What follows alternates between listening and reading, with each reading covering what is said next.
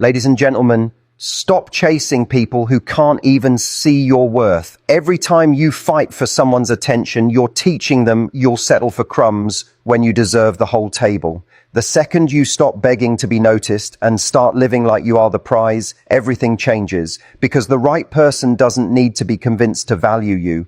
They'll fight to keep you. All right, let's get real for a second. If you've ever found yourself sitting there wondering why he's not texting back, why he's suddenly distant, or why it feels like you're always the one initiating, I want you to know you're not crazy for feeling frustrated.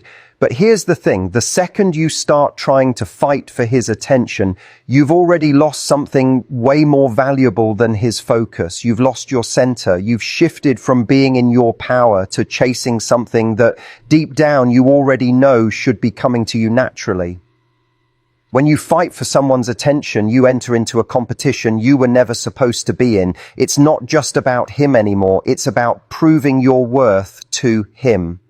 And when your worth becomes dependent on whether he sees you, you're setting yourself up for a dangerous cycle. A cycle where you start contorting yourself into the cool girl, the always available girl, the low maintenance girl who laughs at everything he says, even when it's not funny, just to keep him interested. You lose your authenticity. And once you lose that, you're no longer showing him who you truly are. You're showing him a watered down, approval-seeking version of you.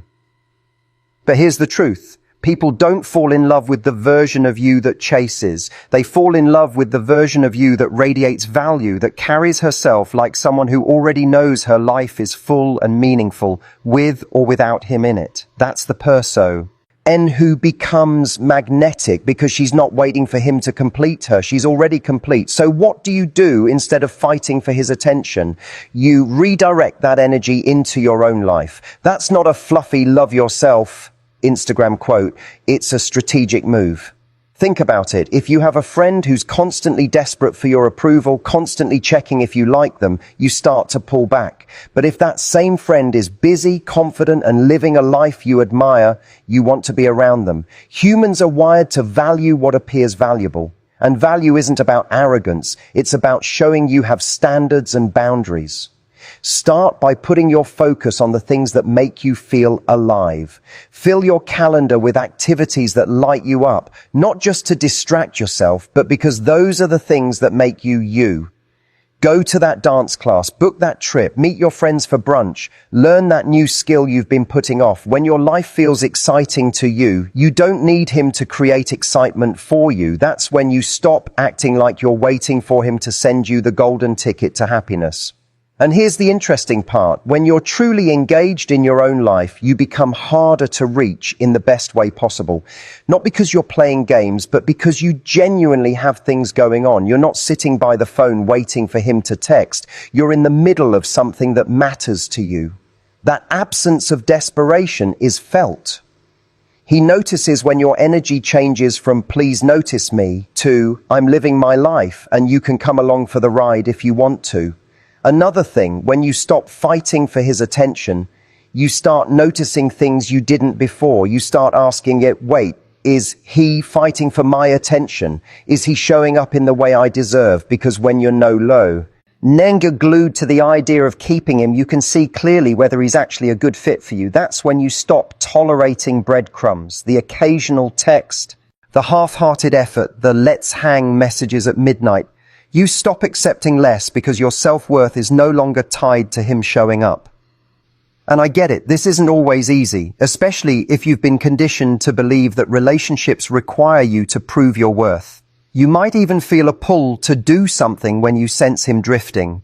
But here's the counterintuitive truth. Often, the most powerful move you can make is to not chase, to hold your ground, to let him feel the absence of your energy instead of flooding him with it. That's not manipulation, it's respect for yourself.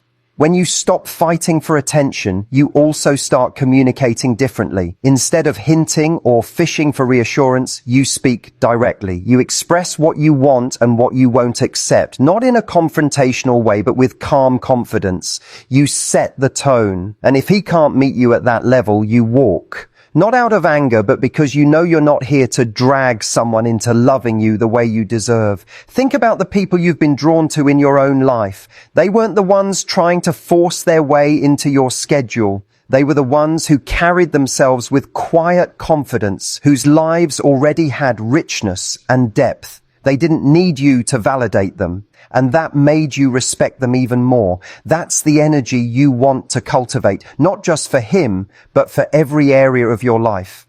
So instead of fighting for his attention, fight for your own. Fight for the habits that make you proud of yourself. Fight for the friendships that light you up. Fight for the passions you've been neglecting. The more you pour into your own life, the more you shift the dynamic, not by making him jealous or playing mind games, but by becoming someone whose presence is a privilege, not a given. And when he sees that you're not on standby, something shifts. If he's the right person, he'll step up because he won't want to lose someone who knows her value. If he's not the right person, you'll already be building a life so fulfilling that his absence won't leave you empty. Either way, you win. Because in the end, your worth was never meant to be measured by how hard you can work to get his attention. It was meant to be measured by how fiercely you protect your own energy, your own joy, and your own self-respect. When you live from that place, you stop being the one chasing and you start being the one who chooses.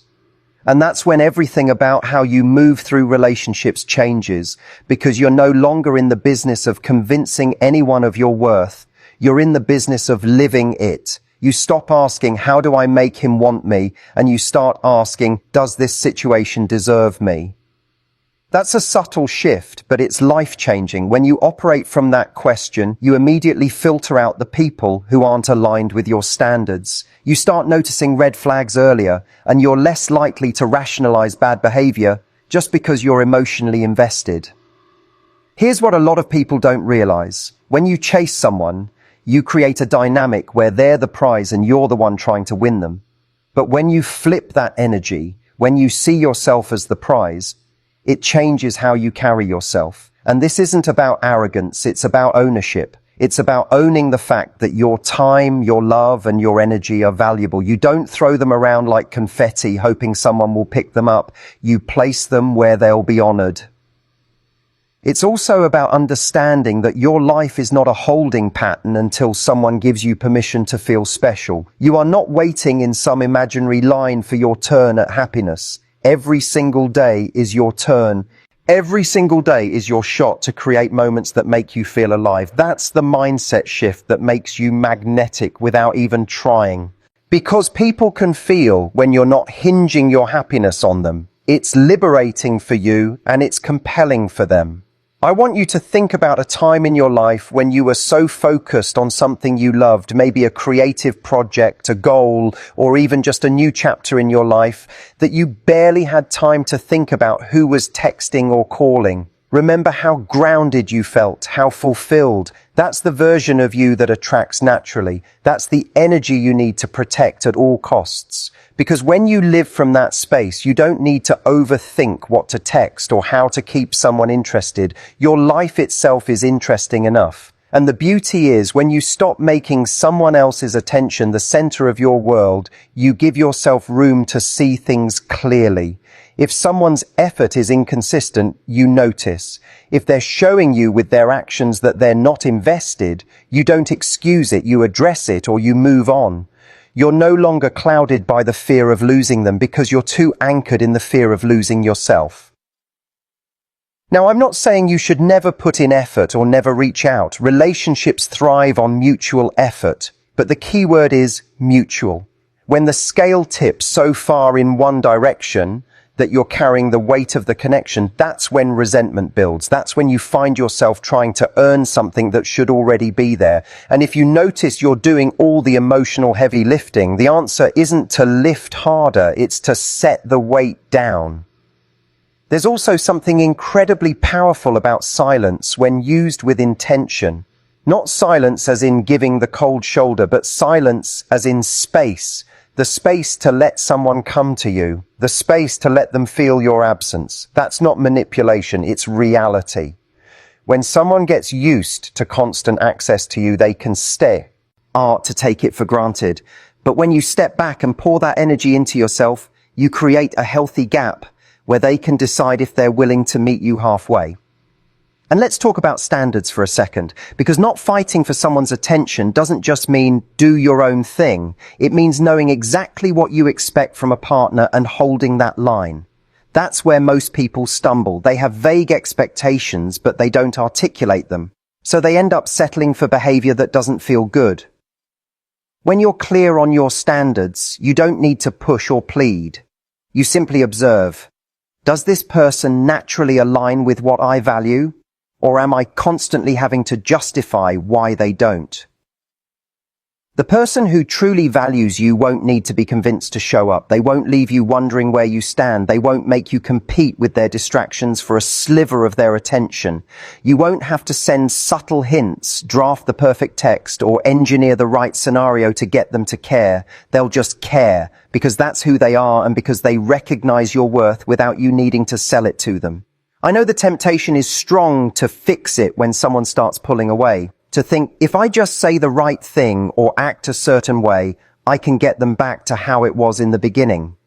But the beginning is always the easiest part. The real question is, can they sustain their effort when the novelty wears off?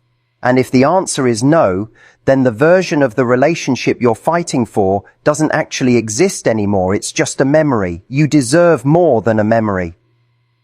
And here's another truth that might sting a little. Sometimes, when you stop fighting for their attention, they won't come running back. And that's okay. That's a gift, because it means you've just saved yourself months or even years of bickheads, eyeing in something one-sided. The sooner you see someone's true level of investment, the sooner you can make space for someone who's actually ready. It's also worth pointing out that the person you become when you stop chasing is a person who commands respect in every area of life, not just dating. You start setting boundaries at work. You start saying no to social plans that drain you. You start being more intentional about who gets your time. You begin to live in alignment with the idea that your life is precious and not everyone gets a front row seat. There's a quiet confidence in that, the kind that doesn't need to post cryptic quotes on social media or prove anything to anyone, the kind that simply lives well. That's the type of energy that's unforgettable because it's rare. Most people are so busy trying to hold on to things that aren't meant for them that they forget to actually live. But when you stop gripping so tightly, you create room for what's truly yours to find you. And maybe somewhere along the way, you'll notice something interesting happening. Without you trying, the people in your life start treating you differently. They respect your time more. They value your opinion more. They're more present when they're with you. Why? Because you've shown them how to treat you by the way you treat yourself. You've stopped negotiating your value down just to keep someone around. And in doing so, you've set the standard. This isn't about playing hard to get. Playing hard to get still puts the focus on getting. This is about being hard to lose. It's about cultivating a life, an energy, and a presence that would leave a gap if it were gone. Not because you're trying to prove that to anyone, but because it's simply the truth. So when the urge hits to fight for his attention, stop and ask yourself, what am I really fighting for? Am I fighting for love? Or am I fighting to soothe my ego? Am I fighting to keep something alive, or am I afraid of the space that will be there if I let go? Those are hard irons, but they lead to clarity, and clarity is far more valuable than someone's distracted, half-hearted attention. Because the attention you truly want, the deep, consistent, and genuine kind, never needs to be wrestled out of someone. It flows naturally. It's consistent because it's a reflection of their character, not a reaction to your effort. And when you believe that this kind of attention exists, you stop wasting your time on the kind that doesn't. When you stop chasing, you don't just free yourself, you free the other person to either step forward or step aside. And whichever they choose, you've already chosen yourself. And here's where it gets interesting. When you choose yourself consistently, you start to see how many moments in your past you gave away without realizing it. The late nights you stayed up waiting for a reply that came hours later with no real effort. The plans you rearranged so you could fit into someone else's schedule. The conversations where you minimized your own needs just to keep the peace. Every one of those moments taught the other person that your boundaries were negotiable. But now, with this new mindset, you start sending a different message, not through words, but through action. You no longer linger in situations that make you feel small. You don't pretend indifference when something actually matters to you. And you don't confuse attention with affection. You know the difference now. Attention can be cheap. It's a like on a photo, a late night text, a casual how's your day without any real follow through.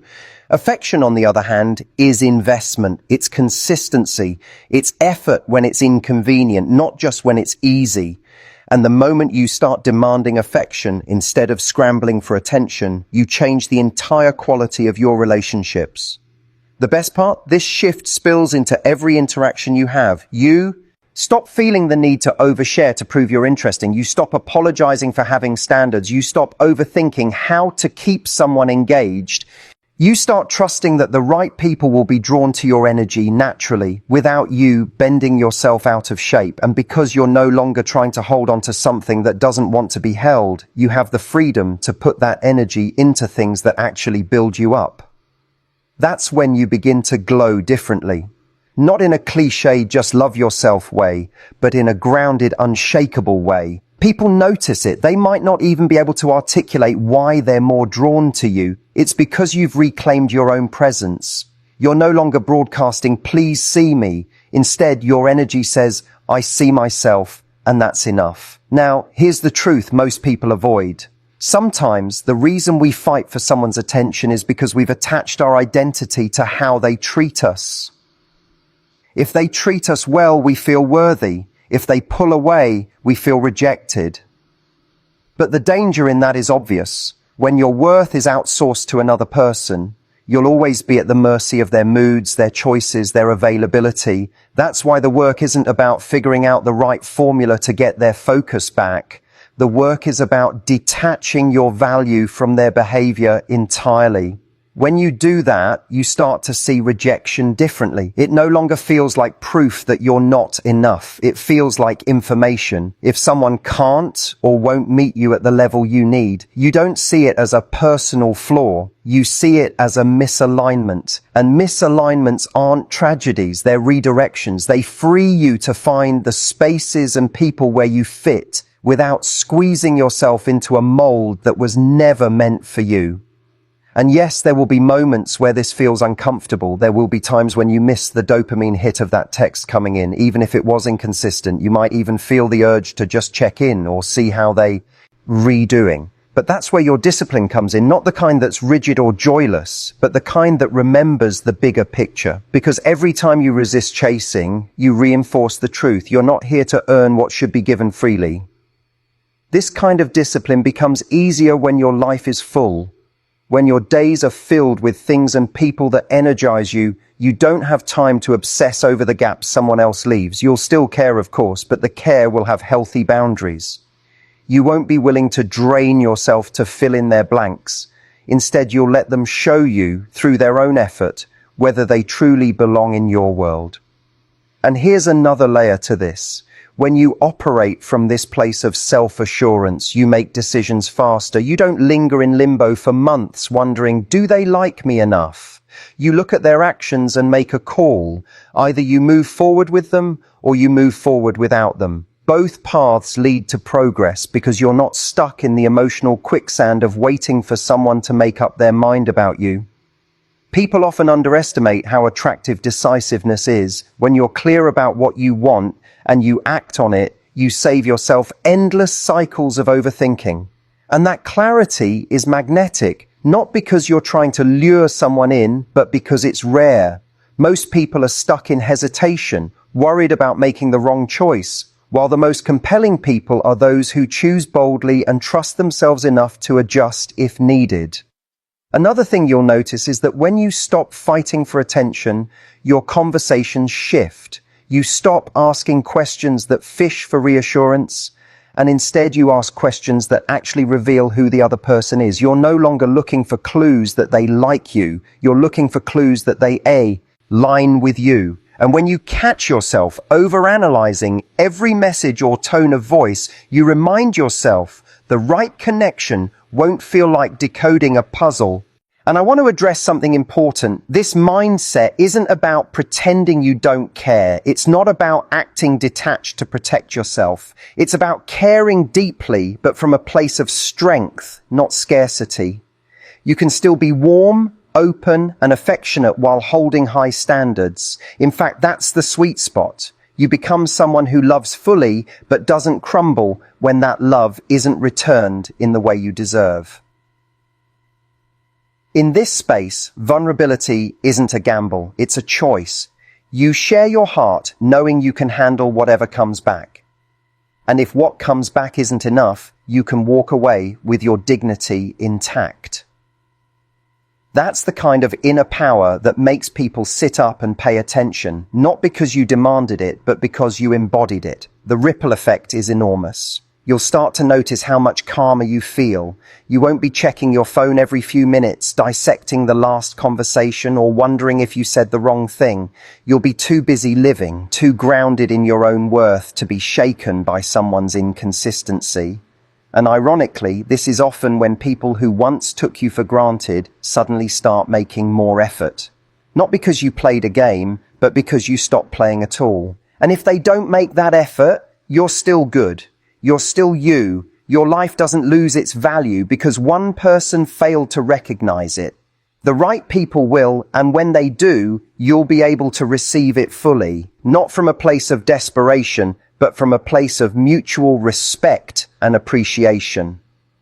The more you practice this, the more it becomes your default mode. You stop entering situations wondering how to win someone over, and you start entering them wondering how they'll fit into the life you've built. That's a fundamental flip of the script. You're no longer auditioning, you're casting, you're not seeking approval, you are seeking alignment. And every time you make that choice, you reinforce the belief that you are enough exactly as you are, that you are worthy of attention that is consistent, effortless, and real, that you don't need to shrink, chase, or prove to receive it. And when you live from that place, you don't just stop fighting for attention, you stop needing it altogether, because you've already claimed the only attention that truly matters, your own. And when you've truly claimed your own attention, the entire way you relate to people changes. You no longer walk into interactions with that quiet, anxious hum in the back of your mind, wondering what they think of you. Instead, you walk in anchored in what you think of you. That subtle difference shifts your body language, your tone, your presence. You listen more than you perform. You speak with clarity instead of trying to say what you think they want to hear. You stop over-editing yourself into some polished version that doesn't even feel like you. This is where authenticity starts to feel natural again, because let's be honest, chasing attention forces you to put on a mask. Even if you don't realize you're doing it, you start editing your stories, your reactions, even your personality to fit into what you believe will keep someone's focus. But when you remove that pressure, you show up as yourself without the fear of scaring someone off. You stop managing their perception and start living in your truth. And that's when you discover something powerful. The right people aren't scared off by the real you. They're drawn in by it. You also begin to recognize the games you used to play unconsciously. The waiting exactly 2 hours to respond, the posting something just to get a reaction, the calculated pauses in conversation to make yourself seem mysterious. You see how exhausting it all is, and you let it go, not because you've stopped caring, but because you've realized that games create shallow connections. If you want something real, it has to start with honesty, not strategy. This doesn't mean you overshare every detail of your life immediately, or that you stop being mindful in how you communicate. It means you're no longer trying to engineer attraction. You're letting it happen naturally. If it builds, great. If it doesn't, you move on. You save yourself months of confusion because you're no longer forcing something that's misaligned from the start. And something interesting happens when you stop performing. You become more selective. Without realizing it, you've probably been putting in huge amounts of effort to make connections work that weren't even worth your energy. Now, when you meet someone, you're paying attention to how they treat you from the beginning, not in a paranoid way, but in a self-respecting way. Do they follow through on what they say? Do they make space for you in their life without you asking? Do they communicate clearly? These aren't just nice extras, they're the foundation. The moment you start holding that as your baseline, you stop being impressed by breadcrumbs, a half-hearted compliment, a rushed coffee date squeezed in between their real plans, a vague promise to hang out soon stops feeling flattering and starts feeling insulting. You won't settle for less because you're no longer hungry for scraps. You're full on your own. Anything they add has to be quality, not filler. And let's talk about time for a second, because when you stop chasing attention, you realize how much time you've been giving to people who didn't value it. That's time you could have spent creating, learning, exploring, building, time that could have gone into experiences that would make you richer in every sense of the word. Imagine if all the hours you've spent trying to get someone to notice you had instead been invested into mastering a skill, deepening a friendship, or taking care of your health. The version of you that would exist today would be unstoppable. And here's the good news. You can start making that version right now. One of the most magnetic things about a person is when they're clearly invested in their own growth. It's not about being perfect. It's about being in motion. When you're working towards something, your energy changes. You have purpose. You have stories to tell. You have that light in your eyes that comes from knowing you're building something meaningful. And when you have that, you don't need to beg for someone's attention. They'll naturally want to be around you just to feel that energy.